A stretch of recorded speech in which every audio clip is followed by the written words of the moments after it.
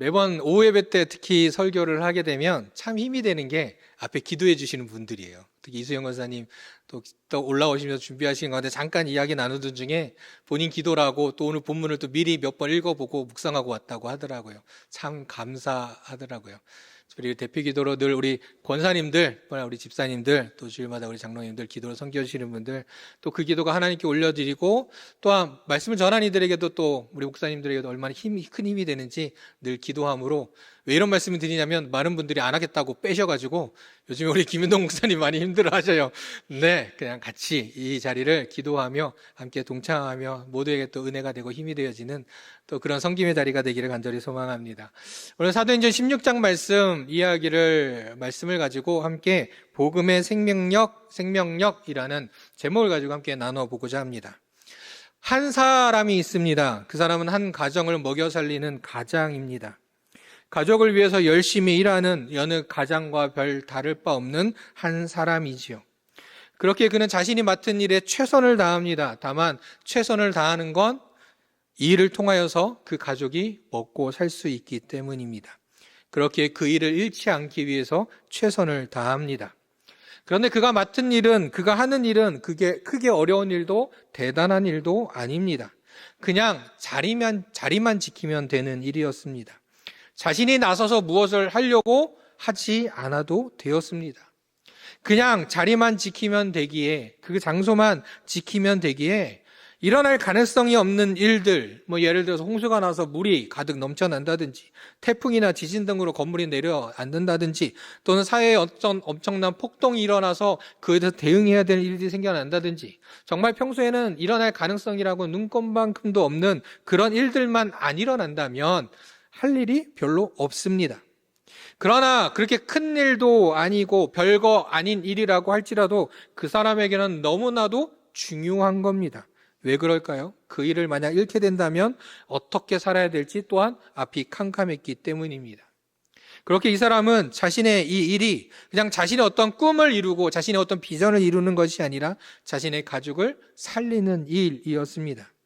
그래서 그는 오늘도 자신에게 맡겨진 일에 최선을 다합니다. 특별히 그날 밤에는 어쩌면 오랜만에 밤샘 야근을 합니다. 그리고 평소와 다름없이 오늘도 별일이 일어나지 않을 거야 라는 생각으로 그는 잠을 청합니다. 물론 집만큼이야 편하지는 않았겠지만 그래도 낮에 수고했는지 그는 단잠을 취하였습니다. 어차피 누군가 와서 문을 두드리며 그를 찾거나 문을 열어달라고 하지 않는 이상 그가 그곳에서 밤새 할 일은 없었기 때문입니다.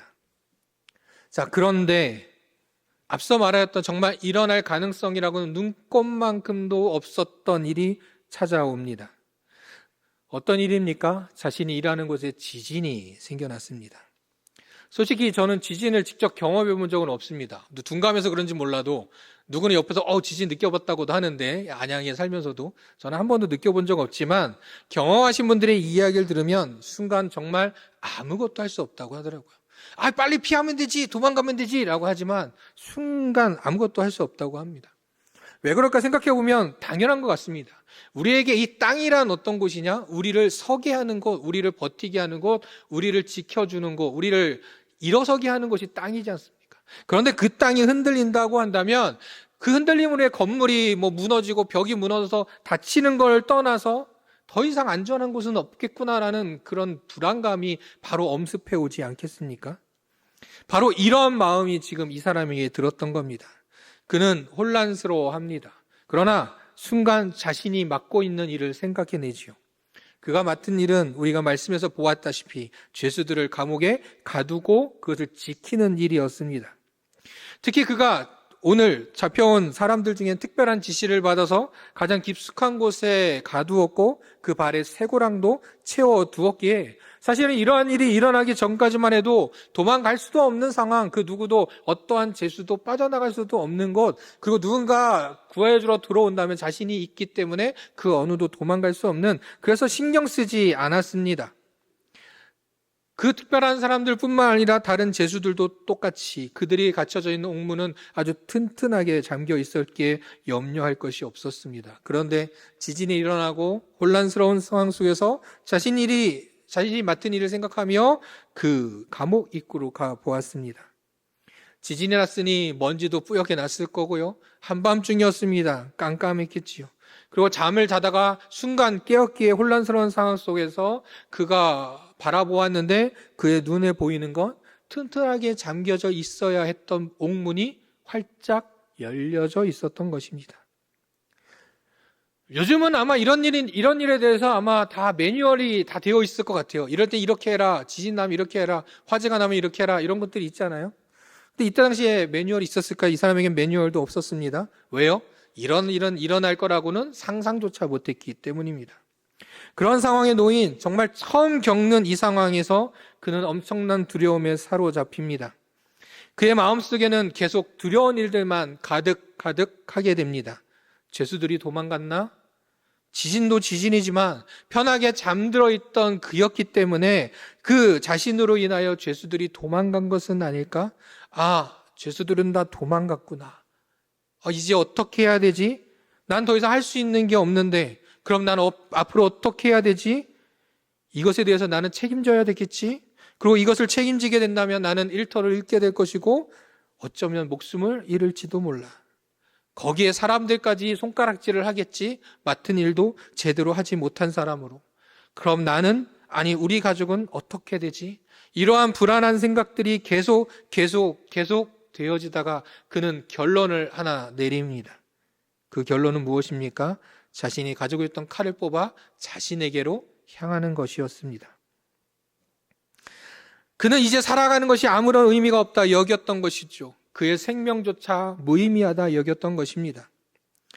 아시다시피 이 사람은 누굽니까? 오늘 방금 읽었던 우리 본문의 내용에 등장하고 있는 빌립보 감옥의 간수, 바울과 실라가 갇혀있던 그 감옥을 지키던 간수의 이야기를 한번 생각해 보았습니다. 어떠한 일이 생겼을 때 자신도 모르게 생명을 잃어버리는, 그 생명을 무의미하게 여기는 이러한 간수와 같은 사람들이 참 많지요. 그래도 세상에 많은 사람들은 그렇게 힘들고 어려운 일이 있어도 버티고 또 버티고 살아갑니다. 하지만 또 쳇바퀴 돌듯 찾아오는 이 같은 일에 무기력해지고 소망은 사라지고 절망만 찾아온 상황에 살아가는 사람들이 참 많습니다. 어찌 보면 무슨 일이 일어나지 않았어도, 이런 일이 일어나지 않았다 할지라도 그냥 살기만 위하여 사는 삶, 살기 위하여서만 사는 삶, 삶의 목적도 의미도 없이 살아가는 삶, 그러한 삶에 온전한 생명이 있다고 우리는 생각해 볼 수 있을까요? 이 당시 로마의 식민지 속에서 그냥 그렇게 살아가던 이 간수의 삶, 그 삶에는 생명이란 것이 존재하였던 것일까요? 그는 이러한 일이 없어도 그냥 그렇게 살아갔어도 결국 그의 삶은 어디로 향합니까? 사망으로 향할 수밖에 없는 삶입니다. 그런데 오늘 본문은 이렇게 얘기합니다. 이제 정말 일어날 수 없는 일이 그에게 일어난 것을 보여주고 있습니다. 그의 생명을 이제 끝내려고 할 만큼, 그것을 실제로 행동으로 옮길 만큼 두려움에 사로잡혀 있을 때 그는 세상에선 줄 수 없는 참 생명을 얻는 놀라운 기적을 경험하게 된다라는 것이죠. 먼저 그를 향한 누군가의 소리가 들립니다. 자신의 칼을 자신에게로 향할 때 말입니다. 이렇게 말합니다. 당신의 몸을 상하게 하지 마십시오. 우린 다 여기 있습니다. 먼지와 어두움이 함께하며 안이 잘 보이지 않는 그 상황에 죄수들은 다 도망갔겠지라는 생각에 사로잡혀 있을 때 간수는 한 소리를 듣게 됩니다. 그리고 이어서 등불을 들고 그곳에 들어가 보게 된 것은 무엇입니까? 모든 죄수들이 그대로 있는 것입니다. 그들은 도망갈 수 없었던 것일까요? 옥문은 열렸지만 그 앞에 어떤 갈 수 없는 무언가 차단됐던 것이 있었을까요? 아니요, 그들은 충분히 도망갈 수도 있었습니다. 하지만 그들은 아무도 그곳을 떠나지 않았습니다.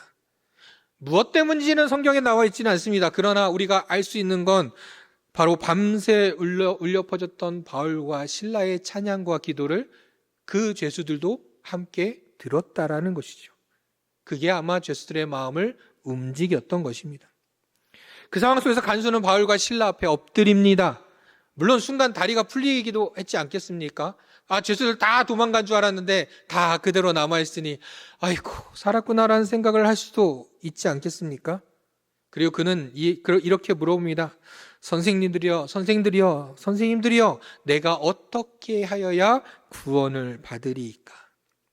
그는 지금까지 아무런 문제 없이 살아왔습니다. 자기에게 맡겨진 일을 그냥 충실히 행하며 살아왔습니다. 그 일도 굳이 다른 사람들에게 욕먹는 일도 아니요, 다른 사람을 괴롭히는 일도 아니었습니다. 사회 정의를 이루는 일이었습니다. 작게나마 자신은 그 안에서 공의롭게 정의롭게 잘 살고 있다 생각했었습니다. 그렇게 살아가면 되는 것이라 여겼습니다. 그것이 나의 생명을 유지시켜 주는 것이라 생각했습니다. 그러나 그 밤 자신이 살아오며 그렇게 살면 됐다라고 생각했던 그날, 아무런 문제 없이 살아왔던 삶이 결코 살아있는 삶이 아니라는 걸 깨닫게 됩니다. 그러하게 그는 이렇게 질문하는 겁니다. 구원이, 생명이 어떻게 해야 영생을 얻을 수 있습니까? 물어보고 있는 것이죠. 그에 대한 우리 사도 바울의 대답은 무엇입니까? 우리가 너무나도 잘 알고 있는 주 예수를 믿으라. 그리하면 너와 내 집이 구원을 받으리라. 예수님을 믿는 것, 그것이 진정한 생명을 얻는 것이다. 생명을 얻는 길이다 말해주고 있는 것이죠. 앞서 말했던 상황들을 우리가 돌아본다면 단어들 떠올리면 무엇은 단어가 떠오르겠습니까? 어둠, 지진, 감옥, 그리고 자결. 이 단어들로만 생각해 본다면 그것은 죽음만이 연상되는 곳이었습니다. 생명을 찾아볼 수 없는 곳. 그러나 그 가운데 죽음이 아닌 생명이 그곳에서부터 피어나기 시작하여진 것입니다. 왜요? 바로 바울과 실라로부터 복음이 전하여지기 시작했기 때문입니다. 그렇게 그는 복음을 들었습니다. 그리고 간수는 자신뿐만 아니라 자신의 가족들도 모이게 하고 그 복음을 모두 듣게 합니다. 그리고 그 밤, 그 새벽 그곳에서 복음을 들은 모든 이들이 하나님 앞에 엎드려 주님을 나의 구주로, 예수님을 나의 구주로 영접하며 회개하며 세례를 받습니다. 그러고 나서 그 가족에게 일어난 일을 34절 후반부에 이렇게 이야기합니다. 그와 온 집안이 하나님을 믿음으로 크게 기뻐하니라. 며칠 지난 것처럼 보이는 게 아닙니다. 불과 몇 시간 전입니다. 생각을 해봤어요. 얼마나 지났을까? 정말 지금 시간으로 보면 기껏해야 1시간? 좀 더 해봐야 바울 선생님이 복음에 대한 설교를 더 길게 했다면 한 2시간? 기껏해야 1-2시간 정도 일어난 일이었을 텐데 말입니다. 갑자기 닥쳤던 지진으로 인하여서 사망의 그 문턱까지, 문 입구까지 이르렀던 이 사람이 지금은 어떻게 한다고요? 온 가족과 함께 기뻐하고 있습니다. 불과 몇 시간 만에 말입니다. 성도 여러분, 복음은 사람을 변화시킵니다. 복음은 사람에게 생명을 줍니다. 그리고 그래서 복음으로 인하여서 우리에겐 기쁨이 가득합니다. 복음은 한 사람을 변화시키고, 나아가 가족을 변화시키고, 더 나아가 이웃과 사회를 변화시킵니다. 그것이 바로 복음의 생명력입니다. 복음은 결국 가만히 머물러 있는 것이 아니라는 것이죠. 단지 책 속에 단지 담겨져 있는 이야기가 아니라 그냥 과거에 일어났던 어떤 그 사건으로 그 시간에 갇혀서 그때 그런 일이 있었지 참 감사한 일이야 라고 그치는 것이 복음이 아니라는 겁니다. 그 복음은 2000년 전 성경에 쓰였던 그 복음은 태초부터 하나님께서 전해주셨던 이 복음은 오늘날에도 지금 우리에게도 여전히 살아있다라는 것입니다. 예수 그리스도의 그 십자가를 통하여 우리의 죄를 대속하신 것, 그리고 다시 살아나셔서 영원한 생명, 구원을 허락해 주신 것, 그 주님의 놀라우신 복음은 바로 지금도 우리들에게 동일하게 살아 역사한다라는 것입니다. 복음의 생명력, 그로 인하여 변화된 우리들, 또한 그로 인하여 변화된 우리의 가정들과 우리의 이웃들과 우리의 삶의 자리가 되어서 우리들의 모든 곳곳마다 이 가족과 같이 복음으로 인한 기쁨과 참된 생명으로 인해서 늘 감사와 은혜가 가득 넘쳐나는 우리 성도님들의 삶이, 우리 가정의 삶이, 우리 이웃과 우리 사회의 삶이 되시기를 주님의 이름으로 축복합니다.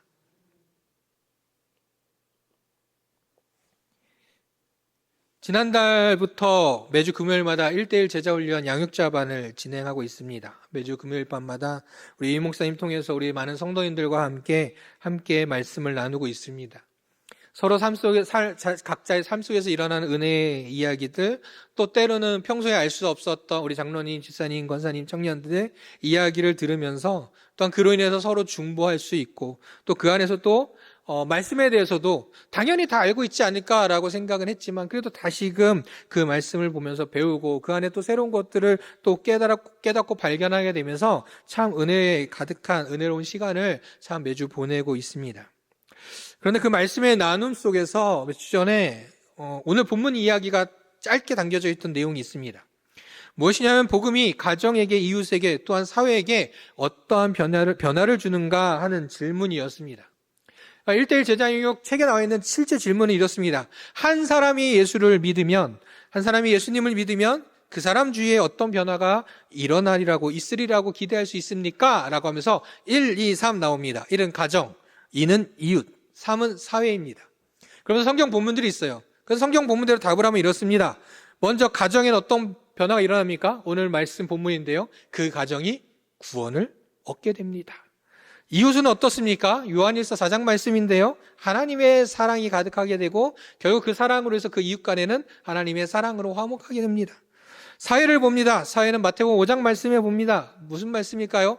바로 사회는 한 사람이 그 복음으로 인해서 예수님을 믿게 되면 그 사회는 하나님께 영광 돌리는 사회가 되고 주님의 빛이 비춰지게 됩니다. 바로 이게 성경의 텍스트대로 질문에 답하면 이러했습니다. 그리고 이러한 모습들을, 이러한 삶들을 또 잠깐 나누었습니다. 그런데 이러한 나눔을 하면서 그 옆에 공간에 제가 쓴 하나의 문구가 있었습니다. 그 문구는 뭐냐면, 그런데 왜 다 이렇게 살지 못할까라는 저 혼자만의 문구 하나였습니다. 아니, 생각해 보십시오. 한 사람이 예수님 믿으면 그 집이 다 구원받고 이웃들과도 하나님의 사랑을 나누게 되고 그 사회는 그가 속해 있는 직장 내에서도 하나님께 영광 돌리고 주님의 빛이 가득할 텐데 진짜 그런가? 라고 생각해 본 것이죠.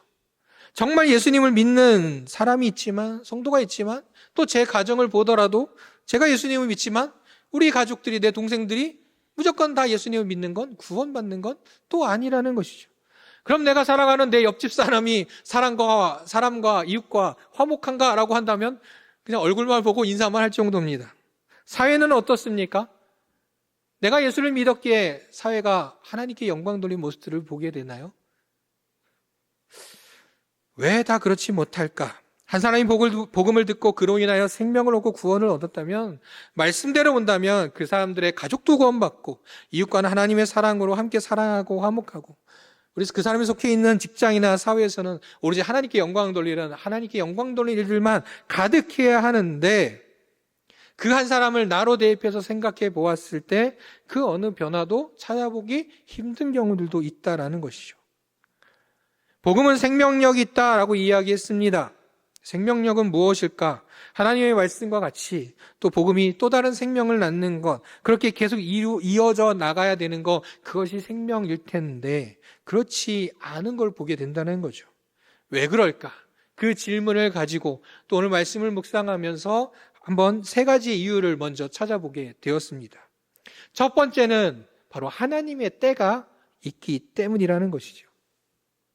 대학생 때 거지순례 전도를 한번 다녀봤던 기억이 있습니다. 그 말 그대로 의정부 쪽으로 갔었는데 정말 성경 속 제자들처럼 예수님께서 파송하셨듯이 똑같이 집집마다 그냥 찾아다니면서 들어가서 복음을 전하는 일을 했었습니다. 몇 번 말씀해 드렸던 기억이 나는데, 기억에 남는 그 당시에 2집이 있었습니다. 그 중에 한 집에 인사하고 들어갔더니 한 젊은 아주머님이 계셨습니다. 그때는 저도 20살 때였으니까 젊은 아주머니라고 하지만 지금 생각해 보면은 저보다도 더 어린, 이제 한 40대 초반 되신 분 정도였습니다. 그분 혼자 계시길래 저와 같이 했던 두 명의 우리 함께 했던 친구, 동기들과 함께 나가서 그분에게 사역일을 전해드리고 복음을 전해드렸습니다. 그랬더니 그분이 자신의 이야기를 하시는 거예요. 사실 그분은 결혼 전에도 교회를 다니셨다고 합니다. 신앙을 가지고 계셨고 믿음이 있으셨다고 합니다. 교회에 그렇게 열심히 봉사하시던 분은 아니지만, 봉사하진 않았지만 그래도 믿음을 가지고 교회는 다녔었다고 합니다. 그런데 결혼을 하고 와보니 시댁의 부모님들도 그렇고 신앙이 없으셨다는 거죠. 요즘은 보통 사귀고 결혼할 때가 되면 한 번씩 확인은 하는데 그때 당시에는 그런 게 좀 없었던 게 참 많았던 것 같아요. 그렇죠? 왔더니 시댁은 아무도 교회를 안 다니시는 거예요. 신앙도 없으세요. 그리고 결혼하고 이 집에 왔더니 의정부인데 의정부도 저 구석, 저희가 때는 정말 농촌이었거든요. 시골이었거든요. 주변에 그냥 집 몇 개밖에 안 보이는 집도 띄엄띄엄 있는 그런 동네인 겁니다. 그러다 보니까 교회는 또 어때요? 그냥 몰래라도 그래 나 혼자라도 조용히 교회 다녀보자라고 생각했지만 교회는 어때요? 차 타고 또 한참 나가야 되는 거예요. 그러다 보니까 눈치가 보이고 하니 결혼하고 나서 신앙생활을 못했다는 것이죠. 그렇게 한 해, 두 해 지나가면서 그냥 그러려니 하고 살았다라는 것입니다.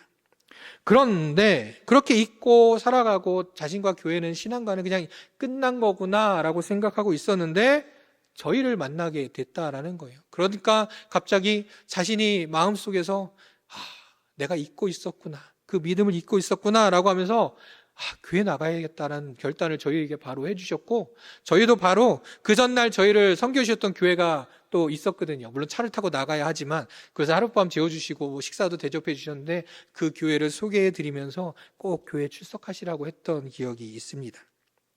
하나님의 때는 우리가 알 수 없음을 아마 말하지 않아도 우리 성도님들은 다 아시지요. 오늘 본문의 빌립보 이 감옥에서 복음이 전하여졌던 것도요. 사람의 계획이 결코 아니었다라는 것입니다. 사람의 때가 아니었습니다. 바울이 있었지만 바울은 여기에 올 생각이 없었습니다. 올 계획도 없었습니다. 하지만 언젠가는 왔겠죠. 그 언젠가 그 사람의 때에 사도 바울이 그냥 자신의 계획에 따라 이때쯤 올 거라는 후에 어떤 때가 있었을 것입니다. 그러나 하나님께서는 그 때를 사도 바울에게서는 앞당기셨습니다. 누구에게는 앞당기기도 하고요. 누구에게는 좀 뒤로 미루기도 한다라는 것이죠. 그래서 이 하나님의 때에 이 간수와 그의 가족들이 구원을 받게 되었다라는 것입니다. 가족의 구원에 대해서 이 하나님의 때를 이야기하면서 우리 이 목사님께서 들려주신 한마디가 바로 이 문제에 대해서는 참 해결이 됐습니다. 이런 말씀을 해주셨거든요. 가족의 구원은 언제가 되든 주님께서 꼭 이루어주신다라는 겁니다. 더 고민할 게 없더라고요. 하나님의 때는 도대체 언제요? 라고 머릿속에 돌고 있을 때 이 한마디가 그냥 더 고민할 필요가 없게 만들었습니다. 물론 당연한 거겠지만 그러기 위해서 중요한 건 무엇입니까? 우리 자신의 복음의 생명력을 잃지 않고 살아가야 하는 것이고 가족의 구원을 위하여서 끊임없이 계속 기도하고 그 하나님의 때를 기다릴 때 하나님께서는 하나님의 때 하나님의 방법으로 우리 가족들의 구원을 이루어 주실 것입니다. 지금도 잘하고 계시겠지만 조급해하지 마시고 하나님의 때를 놓치지 않도록 복음의 생명력을 잃지 않도록 그렇게 살아가는 우리 성도님들이 되셔서 우리의 가족들이 모두가 다 믿음의 가족들로 하나님께 영광 돌리는 은혜가 가득 넘쳐나시기를 주님의 이름으로 축복합니다. 왜 복음이 연결되지 않을까, 살아가지 않을까? 두 번째는 악한 영의 방해가 있기 때문입니다. 사도 바울은 생각지도 못했던 빌립보에 보내졌습니다. 그리고 어디서부터 어떻게 해야 될지, 어떻게 복음을 전해야 될지 모르는 상황 속에서 자신이 기도할 곳을 찾던 중에 한 여인을 만납니다. 누굽니까? 루디아를 만납니다. 그로 인해서 드디어 빌립보에서 복음을 전할 수 있는 모든 준비가 되었고 시작을 합니다. 루디아를 통해서 전도할 수 있는 모든 준비가 다 됐습니다. 되게 순탄해 보입니다. 하나님께서 보내주셨거든요. 이제 살 수 있는 것도 있고요. 사람들을 모이게 할 수 있는 어떤 부분 진짜 선교의 전초기지가 다 준비가 되었습니다. 이제 여기서부터 복음을 전하면 됩니다. 그런데 시작부터 방해가 시작됩니다. 무슨 방해입니까? 귀신 들린 사람이 이 바울과 함께하는 이들을 바라보며 따라다니고 외치는 일이었습니다. 그런데 말만 들어보면 이 17절 말씀에 보면 이렇게 나오거든요. 지극히 높으신 하나님의 종으로서 구원의 길을 너에게 전하는 자다. 이렇게 부드럽게 말하면요 되게 좋아 보이지 않습니까? 좋게 본다면 이 내용을 보면 이런 거예요. 한 사람이요 바울과 그와 함께한 신라와 또 많은 몇몇의 사람들이 있었겠죠. 여러분 이분들은요 저 지극히 높고 높으신 하나님께서 보내신 분들입니다. 이분들은 하나님의 종으로서 여러분을 구원의 길로 인도하는 아주 훌륭한 분들입니다. 내용은 이래요. 문구는 이렇습니다. 되게 좋아 보이지 않습니까? 그런데 실제 현장에서는 그렇지 않았다는 것이죠. 왜 그렇습니까? 먼저 이 사람이 귀신 들린 자인지 모두가 알고 있습니다. 이 사람은 악한 영에 사로잡혀 있는 사람이라 모두가 알고 있습니다. 그리고 귀신 들린 자는 조용조용히 마치 엄청난 사람을 소개하듯 소개하는 게 아닙니다. 소리칩니다. 결국 그것은 바울과 함께하는 이들을 세워주는 말이 아니라 그들의 복음의 전파를, 전도의 행위를 방해하는 일이었던 것이죠. 근데 한 번만이 아니었어요. 맨날 며칠 그 앞을 지나갈 때마다 계속 외쳐댑니다. 그렇습니다. 내가 복음을 듣고 구원을 얻었다고는 하나 여전히 악한 영들은 그 복음의 생명력이 이어지지 않도록 방해한다라는 것이죠. 사람의 마음에 계속 악한 마음을 심어서 진정한 복음을 듣지 못하게도 합니다. 또는 방해하기도 합니다. 왜요? 듣는 사람은 가만히 있는데, 내가 복음을 전할 때 이 사람은 가만히 있는데 꼭 옆에 있는 사람이 아니 그만하라고 방해하는 경우들도 경험해 보셨을 것입니다. 그럴 때 있으면 어떻게 됩니까? 참 낙심되는 일 아니겠습니까? 사도 바울도 많이 그랬습니다. 이때뿐만 그랬겠습니까? 수많은 방해들이 있었습니다. 거짓된 자들도 많이 있었고요. 그가 복음을 전할 때면 와서 저 사도 바울은 잘못된 사람이다라고 말하고 방해하는 엄청난 일이 참 많았습니다. 그런데 중요한 건 무엇입니까? 낙심하면 됩니까? 안 됩니다. 이로 인해서 낙심하면 안 됩니다. 사도 바울이 어땠습니까? 지금 이 순간에도 이렇게 계속 방해하는 와중에도 왜 저래? 여기 아니고 딴 데로 가야겠어. 그러지 않습니다. 나아가 예수 그리스도의 이름으로 그 귀신을 쫓아냅니다. 그리고 사도 바울이 이때뿐만 아니라 계속 낙심하지 않고 복음을 전한 일에 멈추지 않았습니다. 물론 우리가 복음을 전할 때 악한 영들의 방해가 있다고 해서 똑같이 그 사람이 귀신 들린 사람은 아닙니다. 또 잘못해서 가셔가지고 내가 복음을 전하는데 막 방해한다고 귀신아 물러가라 이러면 안 됩니다. 그런 건 아니죠. 그렇기 때문에 우리는 이때도 똑같습니다. 하나님의 때를 기다리며 무엇보다도 낙심치 말고 멈추지 말고 그 영혼의 구원을 위하여 계속 기도하고 나아가는 것, 그리고 복음을 들고 계속 나아가는 것, 그것이 복음의 생명력을 이어가는 일이요, 그걸로 인해서 조금씩 복음이 전해져 간다라는 것이죠. 복음은 생명력 있게 악한 영의 방해가 있다 할지라도 그냥 그쳐지지 않습니다. 그대로 주저앉지도 않습니다. 아직은 전하여지는 것이 미약하다 생각할지 모르지만 한마디 복음이라는 한마디만 했어도 그거 하나로도 조금씩 전달되어진다는 것이죠. 사랑하는 성도 여러분, 이 사실을 잊지 않고 우리가 복음을 전할 때 우리가 구원받아 기쁨 가운데 살아가도 여전히 악한 영의 방해는 존재한다는 것이죠. 그러나 우리는 포기하지 않고 전진하는 복음의 전달자들, 전파자들이 다 되어서 하나님의 온전한 복음이 살아있음을 고백하는 우리 성도님들의 삶이 되시기를 주님의 이름으로 축복합니다. 마지막으로 세 번째, 복음의 생명력이 나타나지 않는 이유가 무엇이 있겠는가라고 본다면 안타깝지만 내가 그 복음으로 살아가지 못하고 있기 때문이라는 것입니다. 무슨 말이냐? 내가 복음을 들고 전하는 걸로만 만족하는 것, 물론 우리가 하는 건 전하는 것뿐, 그 가운데 열매를 맺게 하시고 마음을 열게 하시는 건 하나님이신 것은 분명합니다. 그런데 우리가 복음을 전하는 목적이 나에게만 맞추어져 있다면 옳지 않다라는 것이죠. 무슨 말이냐? 복음은 상대방의 구원을 위하여서 상대방의 구원을 향한 것이어야 되는데, 복음을 전할 때 그것이 아니라 나의 영광을 위하여서 복음을 전하는 일도 그렇게 있다라는 것입니다. 뭡니까? 나 이만큼 복음 전하는 사람이야. 나 이만큼 전도하는 사람이야.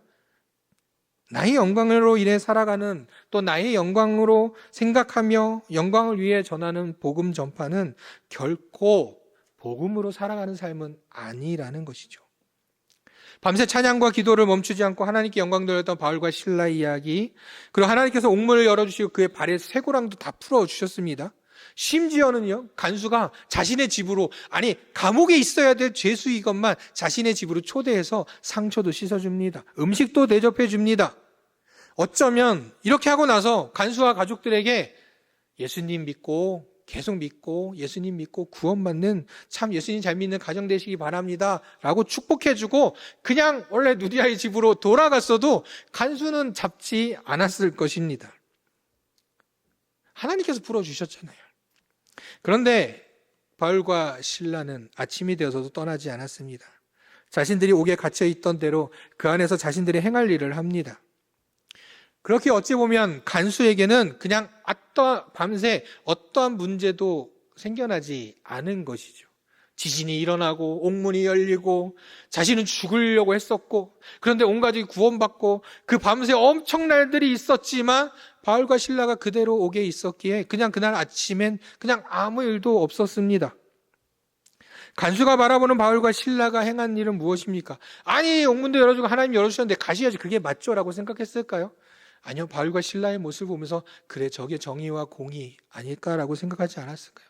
저게 하나님의 사람들의 모습 아닐까 생각하지 않았을까요? 그것이 하나님의 방법이다 생각하지 않았겠습니까? 쉽게 말해서 우리가 복음에 대해서 이야기할 때 약에 대해서 이야기를 합니다.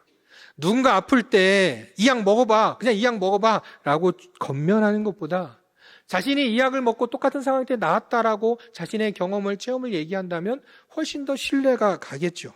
무슨 말입니까? 복음이 전하여지면서 내가 변화되어지고 가정이 구원받고 이웃과 화목하고 사랑이 넘치며 사회에서는 하나님께 영광 돌리는 그런 일들이 일어나는 것이 복음의 생명력이고 능력인데, 그렇지 못한 것, 그것이 내가 복음으로 살지 못하고 있기 때문이기도 하다라는 것입니다. 근데 때로 어떤 사람들은 또 이렇게 착각도 합니다. 제 성향이 좀 소극적이라서요. 제가 복음을 믿었지만, 저는 변화됐지만 제가 소극적이라서 말도 잘 못하고 복음을 잘 전하지 못해서 그래요. 그냥 다른 사람들 볼 때 저는 좀 특별한 매력이 없잖아요. 저로 인해서 사람들이 변화되는 건 아닌 것 같아요. 그냥 저만 잘 믿을게요. 이 말은요, 복음을 변질시키는 것, 그 생명력을 잃어버리는 것이죠.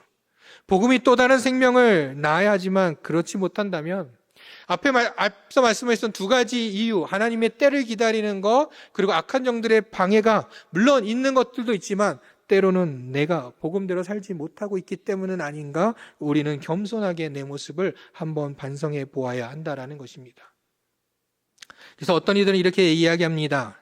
야구 선수인데요, 많은 사람이 나를 지켜봅니다. 그런데 나는 그들에게 신앙을 전하지는 않습니다. 저는 그저 크리스찬이 어떻게 사는지를 보여주려고 노력할 뿐입니다. 또 한 분이 이렇게 이야기합니다. 멋진 종교인은 그냥 살아가는 그 자체가 전도이죠. 믿으라 권유만 할 게 아니라 타인을 감동시킬 만한 행동을 하나 더 하는 거, 그게 진짜 전도라고 생각합니다. 어떤 한 목사님은 이렇게 말씀하십니다. 말로, 얼굴 표정으로, 생각으로, 행동으로, 삶으로 나 예수 믿는 사람이야 라고 보여주시기 바랍니다. 사랑하는 성도 여러분, 다시 한번 강조합니다. 복음은 살아있습니다. 생명력이 있습니다. 복음은 결코 멈추어 서 있지 않습니다. 대한민국의 크리스찬들의 수가 줄어들었다고 복음이 사라진 것은 아닙니다. 죽은 것도 아닙니다. 그렇게 말씀대로 복음은 나를 변화시키고 가정을 변화시키며 이웃과 사회를 변화시킵니다. 그것은 사실입니다. 그러나 눈앞에서 이루어지지 않는 이유는 무엇 때문이라고요? 하나님의 때가 아직 아니기 때문이기도 하고요. 여전히 악한 영들의 방해가 있기 때문이고요. 또 하나 간과하지 말아야 할 것은 내가, 하나님을 믿는 자가, 복음을 들은 자들이 복음대로 살아가지 못하고 있기 때문이기도 한다라는 것입니다. 오늘 빌립보의 그 간수의 이야기, 그 속에서 복음이 전파되어지며 생명이 또 다른 생명을 낳았던 것을 보면서 우리가 사랑하는 성도님들, 빌립보 간수와 그 집이 구원받은 이 놀라운 은혜와 그 가운데 있는 이 복음의 생명력이 그냥 2000년 전 이 빌립보 감옥에서만 일어난 일이 아니라 오늘날 우리 사랑하는 성도님들의 그 가정과 일터와 삶의 자리에도 동일하게 넘쳐나는 은혜가, 우리는 잠잠히 기다리며 또한 멈추지 않고 복음을 전하며 복음으로 살아가는 삶이 되어서 하나님의 나라를 더욱 확장되어 가는데 크게 쓰임받는 우리 사랑하는 성도님들이 저와 여러분 모두가 되시기를 주님의 이름으로 축복합니다. 기도하겠습니다. 사랑의 하나님, 온 세상을 사랑하시어서 그 아들 독생자를 보내시어 저희들로 하여금 구원을 얻게 하신 주님의 은혜에 감사드립니다. 복음이 저희를 변화시키고 저희들을 살아나게 하였음을 고백합니다. 또한 주님, 오늘 말씀을 통해서 그 복음으로 저희 가정과 이웃과 일터가 구원받는 은혜가 있기를 간절히 소망합니다. 그러기 위해서 잠잠히 주님만을 바라보며 복음을 살아가는 저희들 한 사람 한 사람 다 되게 하여 주시옵소서. 그래서 그 살아있는 그 복음으로 인해 구원의 기쁜 소식이 넘쳐나는 우리 공동체들이 다 되게 하여 주시옵소서. 구원자 우리 주 예수 그리스도의 이름으로 기도드립니다. 아멘.